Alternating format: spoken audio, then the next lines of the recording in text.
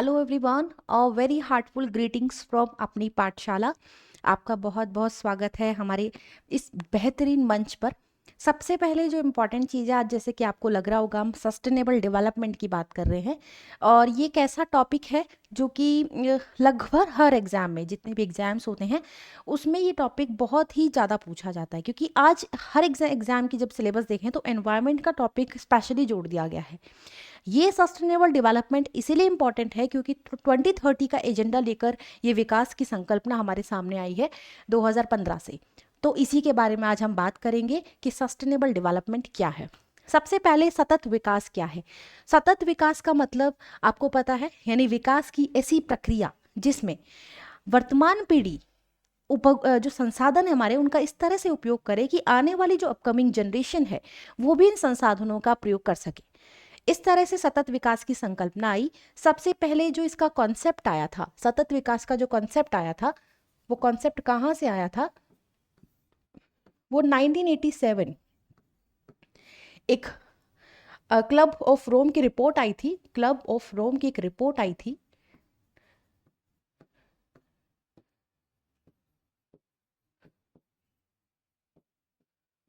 और इस रिपोर्ट का नाम था Our Common Future. Our Common Future. इस रिपोर्ट में सबसे पहले कॉन्सेप्ट आया किसका? सस्टेनेबल डेवलपमेंट का। सस्टेनेबल डेवलपमेंट का। देखिए, ये सस्टेनेबल डेवलपमेंट, इसको जब आप हिंदी में देखते हैं तो ये अलग अलग नामों से आपको दिखाई देता है। सतत विकास, संधारणीय विकास, संपोषणीय विकास, है ना, संधारणीय, इस तरह से आपको अलग अलग नामों से दिखाई देगा, लेकिन इसका इंग्लिश में एक ही टर्म है, सस्टेनेबल डेवलपमेंट, सतत विकास। सतत विकास का कॉन्सेप्ट 1987 की क्लब ऑफ रोम की एक रिपोर्ट आई थी, आवर कॉमन फ्यूचर। इसी को हम, जो रिपोर्ट है, इसको हम ब्रंटलैंड रिपोर्ट भी कह सकते हैं। ब्रंटलैंड रिपोर्ट, इसको इस नाम से भी जाना जाता है। तो सबसे पहले 1987 में ये रिपोर्ट आई, और इस रिपोर्ट में सबसे पहले क्या बताया गया कि सतत विकास का एक अवधारणा है, कि सतत विकास की अवधारणा सामने आनी चाहिए। दूसरी चीज, जब 2015 में पेरिस कन्वेंशन हुआ, उस पेरिस कन्वेंशन में सतत विकास से संबंधित लक्ष्य निर्धारित किए गए थे। आज आप सुनते होंगे सतत विकास लक्ष्य, और गूगल पे भी अगर आप देखते हैं तो सतत विकास की बहुत बड़ा एक चार्ट आता है जिसमें 17 लक्ष्य स्पेसिफिकली डिफाइन किए गए हैं कि कौन से गोल में कौन सा लक्ष्य आता है। तो उसी सीरीज को हम आगे बढ़ाते हुए कॉन्सेप्ट की हमने जब बात की, तो अब हम बात करेंगे सस्टेनेबल डेवलपमेंट गोल्स की। सस्टेनेबल डेवलपमेंट गोल्स, ये गोल्स की संकल्पना कहाँ से आई? सतत विकास की संकल्पना तो हमने देखी 1987 में आई, लेकिन अगर गोल्स की बात करें तो ये गोल्स, मैं आपको बताऊं, एक हमारी यूएनओ एक संस्था है, यूनाइटेड नेशन ऑर्गेनाइजेशन, संयुक्त राष्ट्र संघ जिसे कहते हैं। इसका एक अंग है United nation general assembly. United nation general assembly, जिसे कहते हैं हम संयुक्त राष्ट्र आम महासभा। क्या कहते हैं? संयुक्त राष्ट्र, यूनाइटेड नेशन जनरल असेंबली, संयुक्त राष्ट्र आम महासभा, इसका एक बहुत ही इंपॉर्टेंट अंग है। इसका एक 17th सेशन हुआ था, 17th सेशन हुआ था, और इस सेशन में मुख्य रूप से ये डिसाइड किया गया था कि एक सतत विकास लक्ष्य की अवधारणा होनी चाहिए, यानी कि जिसे हम कहते हैं शॉर्ट में SD और G। इसकी एक रिपोर्ट आई थी, सतत, जो हमारा 17th सेशन हुआ था, इसमें एक रिपोर्ट आई थी, ट्रांसफॉर्मिंग द वर्ल्ड, और the 2030 agenda, the 2030 agenda. 17th जो सेशन हुआ था उसमें सबसे पहले ये कहा गया कि हम सतत विकास लक्ष्यों को निर्धारित करेंगे, और ये हम गए 25 सितंबर की बात है, 25 सितंबर 2015, और 25 सितंबर 2015 को यूनिवर्सली हमने, पूरे विश्व ने क्या किया, 17 लक्ष्य और 169 इंडिकेटर्स निर्धारित किए, 169 संकेतक, इंडिकेटर्स। क्योंकि 17 लक्ष्य अपने आप में ब्रॉडर है, तो 17 लक्ष्यों के अंतर्गत 169 हमने संकेतक निर्धारित किए, जिस एक यूनिवर्सल कॉल है ये सभी देशों के लिए कि सतत विकास की संकल्पना लाई जानी चाहिए, क्योंकि आज इसकी जरूरत है एनवायरमेंट कंसर्न्स को देखते हुए।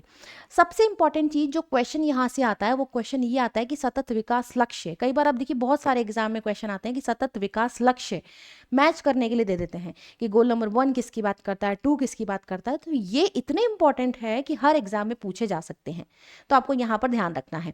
अब हम बात करेंगे इन 17 लक्ष्यों की और कोशिश करेंगे कि 17 लक्ष्य आपके यहीं क्लास में याद हो जाए। देखिए, सस्टेनेबल डेवलपमेंट गोल्स की अगर हम बात करें, SDG गोल्स, अगर हम वो गोल्स की बात करें जो 17 हैं, उसमें सबसे पहला गोल नंबर पहला कहता है नो पॉवर्टी, नो पॉवर्टी, यानी कि भूख गरीबी ना हो, नो पॉवर्टी की बात करता है, गरीबी की समाप्ति। दूसरी चीज जो यहाँ पर गोल नंबर 2 बात करता है, वो बात करता है जीरो हंगर की, जीरो हंगर, यानी भूखमरी की समाप्ति। पहला बात करता है पॉवर्टी की, दूसरा बात करता है जीरो हंगर की। गोल नंबर 3 जो बात करता है वो हमारी बात करता है good health and wellbeing, good health and wellbeing, अच्छा और बेहतर स्वास्थ्य। गोल नंबर 4 हमारी बात करता है क्वालिटी एजुकेशन की, क्वालिटी एजुकेशन, गुणवत्तापूर्ण शिक्षा की। गोल नंबर 5 हमारी बात करता है जेंडर इक्वालिटी की, जेंडर इक्वालिटी, लैंगिक समानता की। तो देखिए गोल नंबर 5, 1 to 5 आपको याद होने चाहिए कि पहले हर कोई व्यक्ति, कोई भी व्यक्ति है वो क्या कहेगा कि गरीब ना हो, यानी जब गरीबी समाप्त हो जाएगी तो अपने आप भूखमरी खत्म हो जाएगी। जब हर व्यक्ति के पास पैसा होगा तो वो अपनी आवश्यकताएं पूरी कर पाएगा, कौन से संबंधित, अपनी उपभोग की आवश्यकताएं पूरी कर पाएगा। तो दूसरा हमारा एक साथ क्लब में याद कीजिए, पहला और दूसरा आपको याद हो जाएगा। पहला पॉवर्टी की बात करता है और दूसरा किसकी बात करता है, हंगर की। तीसरा हमने देखा ये गुड हेल्थ की बात कर रहा है और वेलबींग की, यानी अच्छा स्वास्थ्य। जब सीधी सी बात है पॉवर्टी एंड हो जाएगी और साथ में हम कह रहे हैं कि हंगर खत्म हो जाएगा, तो गुड हेल्थ और वेलबींग तो आएगी। और इसके बाद एडुकेशन की कब सोचते हैं, जब हमारे पास पैसा होता है, जब हमारे पास उपभोग के सारे संसाधन होते हैं और उसके पास हमारे पास अच्छा स्वास्थ्य, अच्छा स्वास्थ्य होगा तो इजीली हम पढ़ाई के बारे में सोच पाएंगे। तो क्वालिटी एजुकेशन 4 की बात करता है। तो ये 4 आपको ऐसे याद होने चाहिए 1 2 3 4 के रूप में। क्वालिटी एजुकेशन को आप इससे भी याद कर सकते हैं, जैसे मान लीजिए 4 है, 4 से हम स्टार को एक इमेजिन कर सकते हैं, और स्टार का मतलब जब आप हायर एजुकेशन ले लेते हैं तो एक स्टार की तरह बनते हैं, तो यही स्टार से आप इसको कोरिलेट भी कर सकते हैं। दूसरी चीज, 5वां नंबर हमारी बात करता है जेंडर इक्वालिटी की, वो हम आगे इसको दूसरे से कोरिलेट करेंगे गोल नंबर 10 से। तो 1 2 3 4 याद हो जाने चाहिए, no poverty, zero hunger, good health and wellbeing, और चौथा हम बात कर रहे हैं क्वालिटी एजुकेशन की। 5 नंबर हमने देखा। अब हम बात करें 6 नंबर, गोल नंबर 6 की बात करें, ये बात करता है clean water and sanitation, sanitation, clean water and sanitation, यानी कि साफ स्वच्छ पानी और स्वच्छता। गोल नंबर 7 किसकी बात करता है, गोल नंबर 7 किसकी बात करता है, 7 बात करता है clean and affordable energy, clean and affordable energy की, यानी किसकी, ऊर्जा की बात कर रहा है, clean and affordable energy. Goal number 8 किसकी बात करता है, ये बात करता है डिसेंट वर्क की, decent work and economic growth, economic growth, economic growth की बात करता है, यानी कि एक बेहतर कार्य और आर्थिक समृद्धि। गोल नंबर 9 को हम याद करने का एक तरीका है, इसे हम I3 से याद कर सकते हैं, और I3 का मतलब है industry, innovation and infrastructure. Infrastructure, तो आई नो। 10 नंबर बात करता है हमारी, किसकी बात करता है? 10 कहता है reduced in equality. Reduced in equality, देखिए बहुत इंपॉर्टेंट है ये, और लिख के लीजिए, हर जो भी एग्जाम है उसमें ये क्वेश्चन जरूर आया है। यहां से क्वेश्चन देख लीजिए, गोल नंबर को मैच करने के लिए पूछ लेते हैं। तो यहां पर अब देखिए, हमने हमारे कितने हो गए? 10 गोल हो गए हैं, बच रहे हैं अभी 7। 5 हमने याद किया, 5 कह रहा था जेंडर इक्वालिटी। 5 क्या कह रहा था? जेंडर इक्वालिटी की बात कर रहा था, और इसी को 5 से हम 10 से रिलेट कर सकते हैं। किससे? 10 से। 5 नंबर क्या कहता है कि हमें जेंडर इक्वालिटी रखती है, लैंगिक समानता रखनी है, और 10 कहता है रिड्यूस्ड इन इक्वालिटी, कि हमें क्या इन इक्वालिटी को समाप्त करना है। ये इन इक्वालिटी की बात कर रहा है और ये इक्वालिटी की बात कर रहा है। तो ये 5 और 10, क्योंकि 5 और 10 को जब आप डिवाइड करते हैं, 10 को जब आप डिवाइड करते हैं तो 5 में तो करते हैं इक्वल, 5 तो ऐसे आप इसको रिलेट कर सकते हैं 5 और 10 को। नेक्स्ट देखिए, दूसरी चीज यहां पर देखिए हमने, clean and water and sanitation, यानी 6 को हम याद कर सकते हैं फिक्स से, कि हमें क्या करना है? 6 को हम फिक्स से याद कर सकते हैं कि हमें क्लीन वाटर को फिक्स करना है, कि फिक्स हो जाए क्लीन वाटर तो हो, सैनिटेशन भी फिक्स। जब आप घर की सफाई करते हैं तो सारी चीज फिक्स करते हैं ना, इधर उधर मैनेज करते हैं फिक्स, तो फिक्स से याद कर सकते हैं। दूसरी चीज क्लीन एंड अफोर्डेबल एनर्जी। अब ये बात कर रहा है एनर्जी की, क्लीन एंड अफोर्डेबल एनर्जी। बस आपको एक कीवर्ड पकड़ना है, एनर्जी। कीवर्ड क्या है? एनर्जी, ऊर्जा की बात कर रहा है। इसको याद करने का एक तरीका ये भी हो सकता है कि हम 7 को SEVEN लिखते हैं, और 7 से ही हम सन निकाल सकते हैं, और सन क्या देता है? एनर्जी। तो 7 को हम सन से याद कर सकते हैं कि एनर्जी की बात करता है। दूसरी 8वां नंबर हम कह सकते हैं decent work and economic growth. Decent work और इकोनॉमिक ग्रोथ, इसे हम दूसरे क्लब में याद करेंगे। गोल नंबर 9 कहता है I3 की, आप इसे याद रख सकते हैं आई नो से। इसे कैसे कर सकते हैं? आई नो, यानी हाँ मैं जानता हूं, आई नो बोलते हैं ना आप सभी, तो आई नो यानी I3 की बात करता है गोल नंबर 9, जिसमें इंडस्ट्री कहता है, उद्योग, नवाचार और अवसंरचना, इन तीनों की बात की जाती है गोल नंबर 9 में। गोल नंबर 10 हमने याद किया 5 से लेकर, तो आई होप आपको 4 एक साथ याद हो गए होंगे, 1 2 3 4। 5 हमने देखा जेंडर इक्वालिटी, और 10 हमने देखा रिड्यूस्ड इनइक्वालिटी। क्लियर है? 6 को हमने फिक्स किया, सैनिटेशन को फिक्स किया हमने, 7 को हमने क्लीन एंड अफोर्डेबल एनर्जी से देखा, और यहां पर decent work and economic growth हम आगे देखेंगे। ठीक है? आई से हमने नो याद किया, आई नो, तो नो को हम कह सकते हैं I3 का कॉन्सेप्ट ये लेकर आया है। नेक्स्ट हम बात करें आगे, अगर आगे हम देखें तो 10 हमारे गोल हो चुके हैं। गोल नंबर 11 की बात करते हैं। 11 नंबर कहता है सस्टेनेबल सिटीज।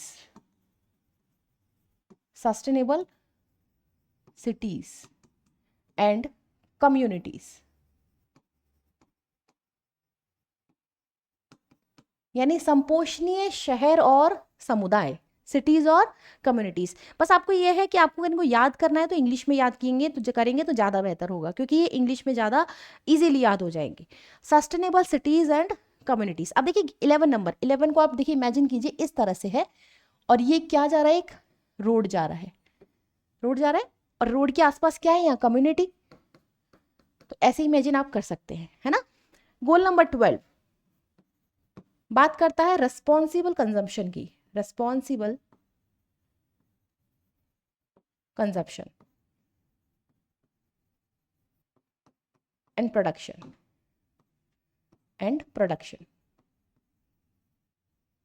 यानी उत्तरदायी उत्पादन और उपभोग।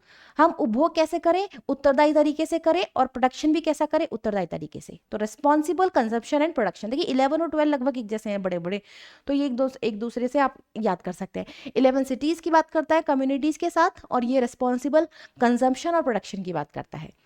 गोल नंबर 13 की बात करता है क्लाइमेट एक्शन, जलवायु प्रतिक्रिया। जलवायु प्रतिक्रिया। अब 13 को कैसे याद कर सकते हैं हम? 13 को इस तरह से याद कर सकते हैं क्लाइमेट एक्शन को, क्योंकि जब हम इसे लिखते हैं जलवायु प्रतिक्रिया, जलवायु, है ना, तो जलवायु में ये जो इस तरह से देखें आप, ये 13 को इंडिकेट कर रहा है L। तो यहाँ से आप रिलेट जितना इमेजिन करेंगे ना उतना आपके लिए आसान रहेगा। बस इमेजिन करने की पावर अपनी बढ़ा लीजिए, आपको सारी चीजें याद होने लग जाएगी। गोल नंबर 14, गोल नंबर 14 किसकी बात करता है? Life below water, life below water. और गोल नंबर 15 बात करता है life on land, life on land. और ये दोनों एक साथ आपको याद रखने हैं, क्योंकि 14 बिलो वाटर की बात करता है, यानी जीवन के भीतर पानी, जो जीवन जीव जंतु हैं जो पानी में रहते हैं उनकी जीवन की बात करता है। और जो धरती पर रहने वाली लाइफ है उनकी बात करता है गोल नंबर 15। तो 14 और 15 को आप एक साथ याद रखिएगा। क्लियर है?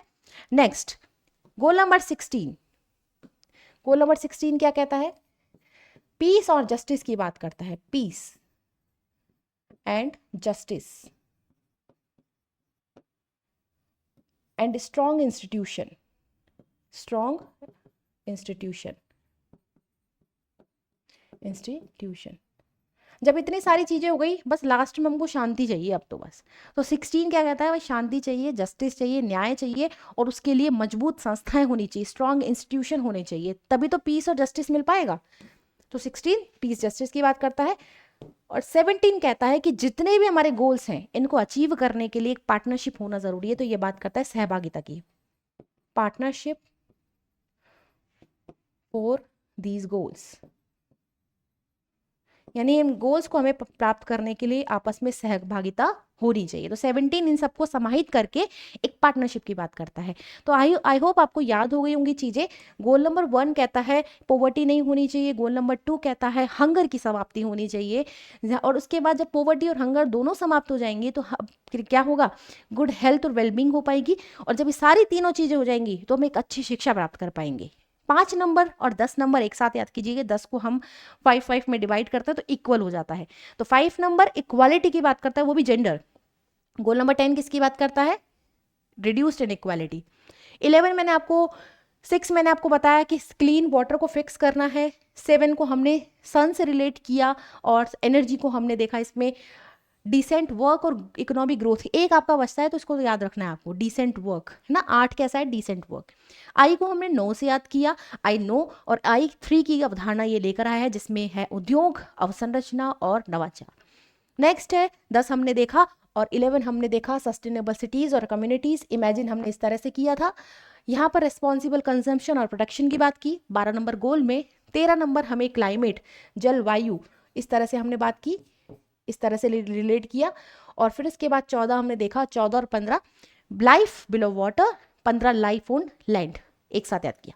16 लास्ट में जब सारी चीजें हो गई तो हमें पीस और जस्टिस भी चाहिए होता है। और उसके बाद 17 कहता है कि इन सब गोल्स को प्राप्त करने के लिए पार्टनरशिप होना जरूरी है। ये हमने सस्टेनेबल डेवलपमेंट गोल याद किए। आई होप आपको बहुत पसंद आए होंगे। इनको आपको हमेशा याद रखना है। अगर आप मान लीजिए पीसीएस एग्जाम की कोई मेंस की तैयारी आपको क्योंकि करनी है, जब आप प्री निकालते हैं तो अल्टीमेटली मेंस होता है। मेंस में आप इन टॉपिक को ऐड कर सकते हैं। कोई भी एनालिटिकल क्वेश्चन आता है तो वहां पर आप इससे जोड़ के लिखिए कि हमारा सतत विकास जेंडर इक्वालिटी की बात करता है।